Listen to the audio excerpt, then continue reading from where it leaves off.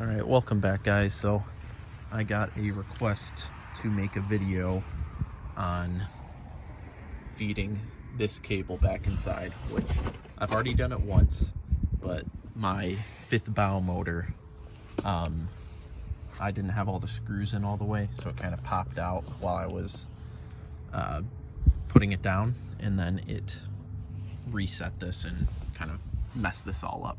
So now my motor, the cable, is completely free on this, so I have to feed it back in there. So that's what I'm gonna show you guys how to do today.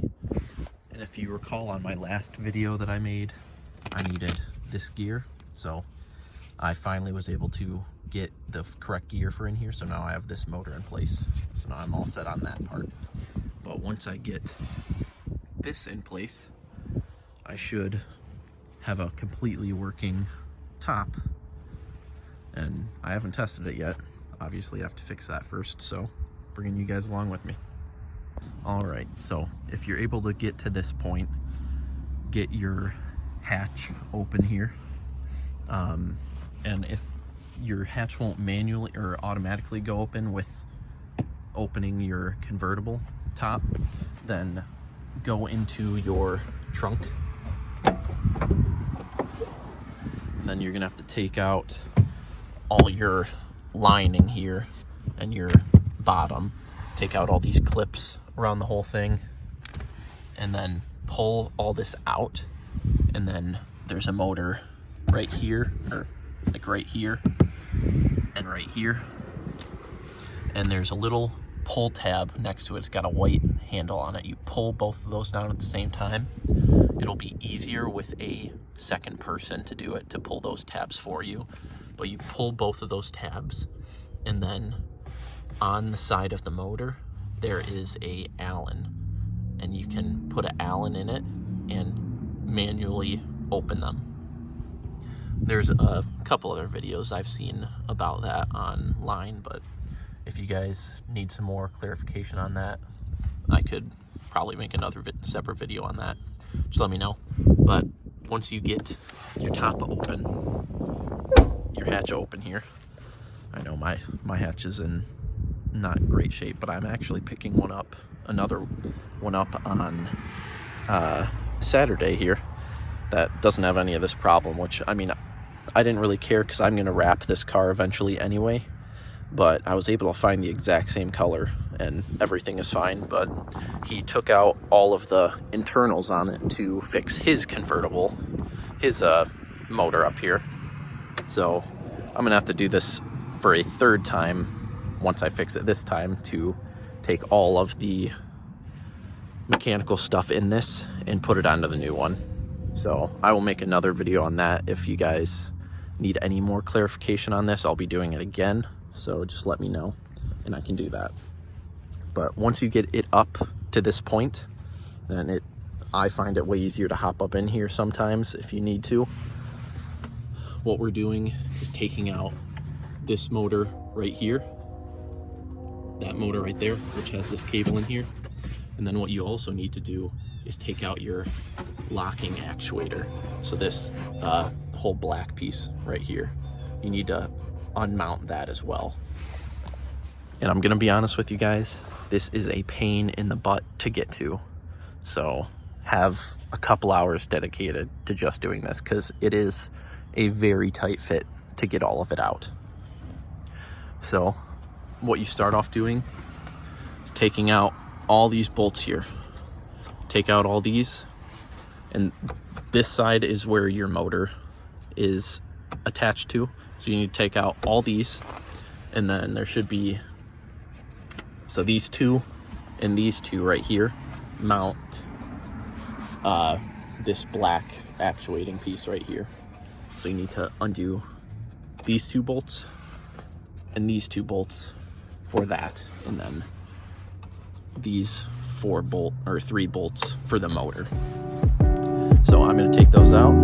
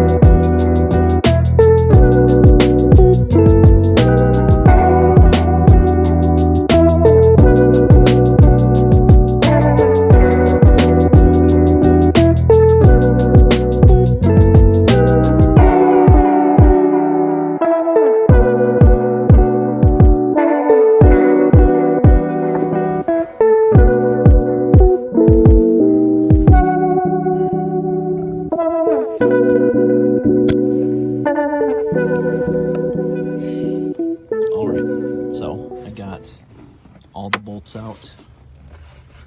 Right there, right here, and these three. So now, if you look in here, sorry, yeah, this is a very tight area and it really sucks. But this whole thing is loose. This guy right here and my motor over here is loose. So, taking out the motor itself is not that difficult. The really difficult part, the reason you have to remove this guy here is because there's a plug. There's a plug back here that powers the motor, obviously. That plug is behind this, and it is very difficult to get to. Even once you remove this, I can't even get this all the way out yet, or I don't want to at least. I just kind of flip it around to get it out, and then you can get to that plug all the way back there, and it is very hard to get your fingers back there. I use kind of a flat blade to loosen the clip that's holding it, and then I pull it out. So once that plug is out, once you get that, then you can remove this whole motor, and then obviously take this clip out here, this clip out to remove this cord. All right, so I was able to get the actuator up here. It was actually way easier this time now that I've already done it once. It was a real pain in the ass the first time. So now you can see that plug. Bring you guys closer. There's a glare on my screen. See if I can focus. All right, so that plug right there, that's what you need to get for the motor. So on top, the top closest to this side is where the clip actually is. So if you can pry it's hard to show on video here, but if you pry a screwdriver on the top of it, there's a clip there. I'll show you once I get it out, but you can just put the skinny flat blade in there, then pull it towards you, and then it'll release the clip and you can just pull the cable, because the whole motor itself is out now. But I just need to get that clip out so I can pull the motor all the way out. And here's my cable here. You can see it was all the way fed out. So I need to just put this back in, and that's the main part of this video, showing you how to wind this back in place. So I'm gonna undo that plug there, and then I'll bring you guys back for showing you what the clip looks like, and then we can go on to refeed that cable in there. All right, so I got the motor out, and here is that clip here. So what you want to do is stick flat blade, tiny flat blade, right into, focus, there we go, right into that smaller piece right there. So right here, stick it in there, and it'll be like this on the car, so it'll be facing the hatch. Stick it into that little opening, and then, or well, actually it'll be like this because it's the other way, so you'll see it from this side. So you stick it in right there. See how I'm inside of it? And you can see that clip right there. So what you're doing is pressing down on it like that. So you press down on it and then pull it out, and you'll get it. So you see that inner rectangle right there. That's what you want to go for. It's right there. It's right there. Stick it in right there. Press down. And it'll release it. Okay. So now what we got to do to refeed this, you can see this is the tube that the excess wire goes into. What you have to do is remove this screw, this screw, this screw. Remove those, and then this whole plate will come off, and then I will bring you guys back once I have that removed and show you where to go to from there. Okay, so I got these three screws out, and I did forget to mention there is two 10mm bolts you need to take out as well. So on this side, if you flip it over, take that guy out and that guy out. And you'll know when you get to it which ones you need to take out to get this off. So now, you can take this off. There's nothing inside of it at all. And then there is this little paper gasket, so be careful about that. But that can just stay on there. So this is what we're looking for right here. This is what will allow us to manually crank the motor back. So take your cable here, put it in, and then I'm gonna grab an Allen and we'll get it in place. Okay, so I already got mine fed back in a little bit and got it to start. Once, if it does completely come out, it is really tough to get it in at first, but just mess with it and play with it and you'll be able to get it started back into the gear. So what you do, it's really difficult with one hand. So you just, okay, so take it and just reel it in. Reel it back in, and you can reel it back in all the way. That's not where you want to leave it though. So as you can see, if you look at the back side, this is where it will start to come out. So reel it back in, and that's all the way. That's what it looks like. But you want to leave enough to where it reaches it. So, and I can't help you guys out with how long it needs to be, but just play with it and try to get it correct to reach to it, so there's just barely any slack in it. So I believe it should be a little bit more. Okay, so I actually just realized something that might be a lot easier if it allows you to do it, so you don't have to take any of this out, and that'll be way easier. So, but obviously if it doesn't work, then don't do it. Originally on mine, when I did have it in place, this did not work. So what I'm doing is just twisting this, because this is just a spiral and it goes on those gears. If you just twist it, it'll take a long time, but it is coming out slowly, or that's going in, but this is coming out slowly. So just twist it in, if that'll work. But like I said, that did not work for me the first time, because the motor was it was all the way out pretty much, so it was tight. But just put it in there. I'm loosening it right now because I need more out, but this is the same concept. So just twist it in, then out.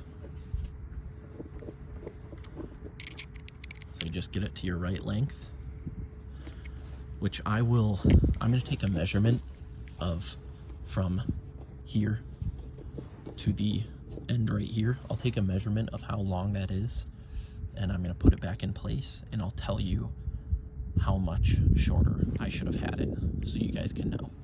Because obviously you have the actuator pushed around, and you'll have to push it back in place to tell if you have it in the correct spot or not. So it's a lot of work just to get the right measurement. But I'm going to go with about that much. And like I said, I'll give you guys the measurement. And now, put it back together, put it back in place. Okay, so I have it put back together. So now, just do the reverse of what you did to get it out of there. But make sure to not forget to plug that in. So plug that in once you get the motor in, and then you can put your actuator in place. So I'm going to do that, and I'll bring it back again. Okay, I have it all back in place. I have the motor back in, it plugged in, the actuator in place, and the cable ran. So instead of giving you the measurement that, like I said before, about what I had it to, since I could twist mine out nicely and twist it to exact from this lip right here to the top of the cable here, so the top of this bracket all the way right there, it was 5 3/4 inches. So if you measure from there to there, 5 3/4, that should be correct for you. So, and you want this arm all the way pushed over. So instead of, you know, over like that, you want it all the way pushed over. 5 3/4 got me to there. So get it to that, and that should be it. If you guys have any questions, just let me know. I am gonna test this out now and see if I actually have a completely working top or not. So let's see.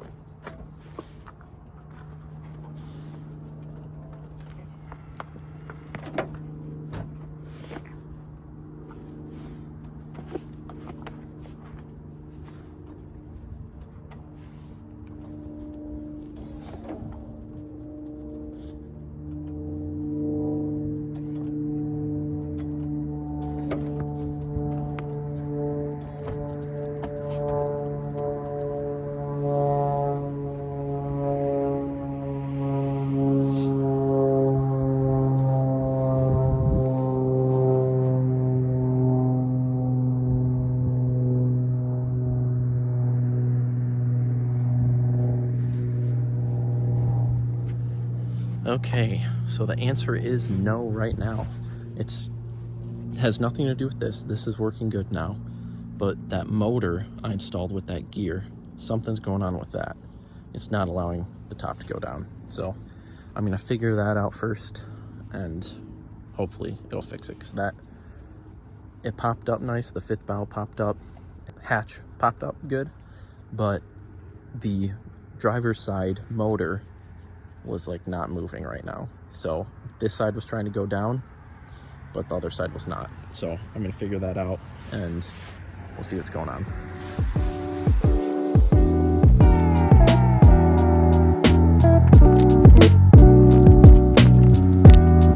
Okay, so what I had to do is I just replaced that motor. That lifts the tonneau cover that I replaced earlier, or in the last video, that I said I needed that gear for. I had to actually order a whole new motor, but the one that was in it was working fine, so I just put the existing one back in. But for some reason that one was all messed up, so I just replaced it with that new motor. So now it goes up and down as it should. Besides the tonneau cover, I think is just because it's so cold right now, it's not as flexible as it should be, and it won't go down all the way still. I'll show you what I mean right now, but it works as it should, besides the fact that I still need it to go down all the way in order for the back hatch to close. So it's a complete convertible top. So we're getting there. We're getting there, but yeah, I'll show you what it's doing right now.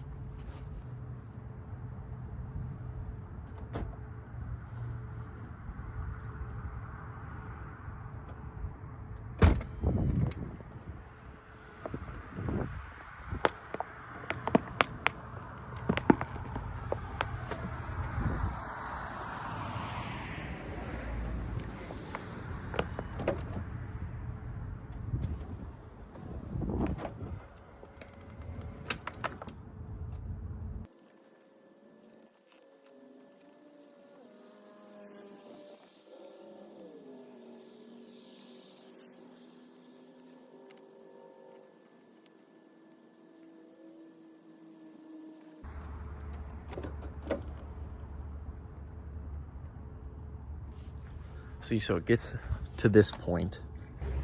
It doesn't want to go down enough to actuate that limit switch on the driver's side.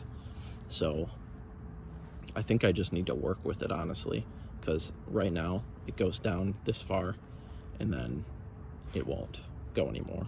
But as you can see, it goes down perfectly fine. Now the hatch opens and then it'll close perfectly fine. But I just need it to go down far enough so it will trip or actuate that limit switch, and then it will go down. But I'm gonna end the video here. If you have any questions on the hatch motor, on taking that apart and reeling the cord back in, then just let me know. But yeah, that was taking that out and reeling the cord back in. So hope this helps you out. If you have any questions, leave it in the comment section, and you guys have a great rest of your day. Okay, so I know I just ended the video, but I did a little more messing with and got it to go. What it entailed was me having to get my wife sit in the driver's seat and press all the buttons to do it, and then I manually pushed down the top. Once it got to the point it was getting stuff, I pushed it down so the switch on the driver's side would actuate, so it would allow the hatch to shut. And it's a little scary to do because obviously this is coming down on you, and as soon as you lift up, then it will stop.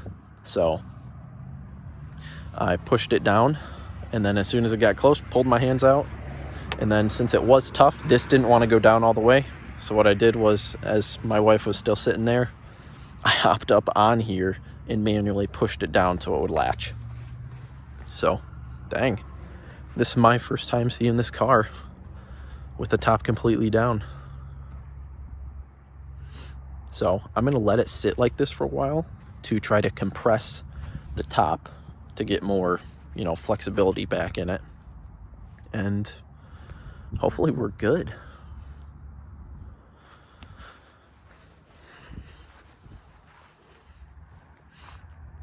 There it is. All right, guys, let me know if you have any question, and you guys have a great rest of your day.